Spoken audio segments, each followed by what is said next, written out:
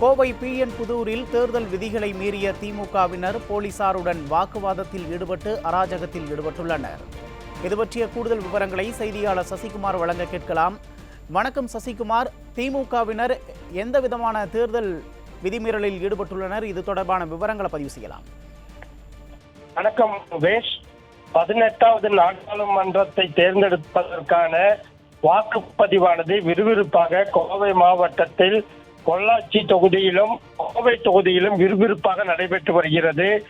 இந்த நிலையில் கோவை நாடாளுமன்ற தொகுதிக்குட்பட்ட வடவள்ளி அருகே உள்ள PN புதூர் பகுதியில் வாக்குச்சாவடிக்கு அருகிலேயே வாக்கு சின்னத்தை அடையாளத்தை காட்டி பெரிய அளவில் கூட்டத்தை சேர்த்து திமுகவினர் வாக்கு சேகரிப்பில் ஈடுபட்டு வந்ததை அடுத்து பொதுமக்கள் அளித்த எதிர்ப்பை தொடர்ந்து பாதுகாப்பு பணியில் ஈடுபட்டிருந்த போலீசார் அவர்களை அப்புறப்படுத்துவதற்கான முயற்சியில் ஈடுபட்டனர்.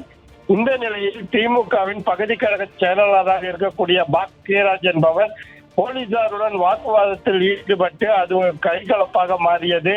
இந்த நேரத்தில் அந்த பகுதியில் வந்த உதவி காவல் ஆணையாளர் நவீன்குமார் விஷயத்தை விசாரணை நடத்தி வந்த நிலையில் அவரிடமும் தகாத வார்த்தையால் பேசியதால் அவரும் பாக்கியராஜை தாக்கும் சூழ்நிலை ஏற்பட்டது.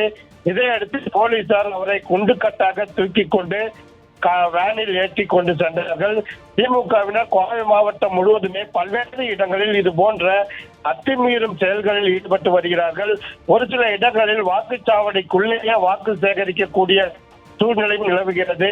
அதுபோல் கவுண்டம்பாளையம் உள்ளிட்ட பல்வேறு பகுதிகளில் பார்த்தோமேயானால் பெரும்பான்மையான மக்களுக்கு தற்பொழுது பாராளுமன்ற தேர்தலில் பல பூத்துகளிலும் வாக்குகள் இல்லை என்ற ஒரு சூழ்நிலை ஏற்பட்டு மக்கள் மிகப்பெரிய அதிருப்தியிலும் ஏற்படுத்தியுள்ளது.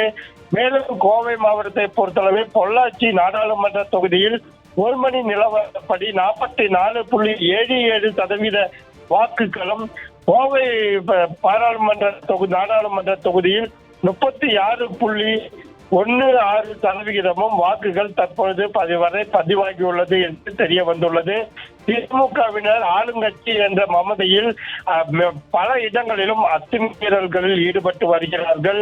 பாஜகவை பொறுத்தளவு மத்தியில் ஆளும் அரசு என்ற அதிகார துணையில் தற்பொழுதும் ஒரு சில இடங்களில் வாக்காளர்களுக்கு பணம் கொடுக்க முயற்சி செய்து வருகிறார்கள் என்பதும் குறிப்பிடத்தக்கது. உமேஷ், விவரங்களுக்கு நன்றி சசிகுமார்.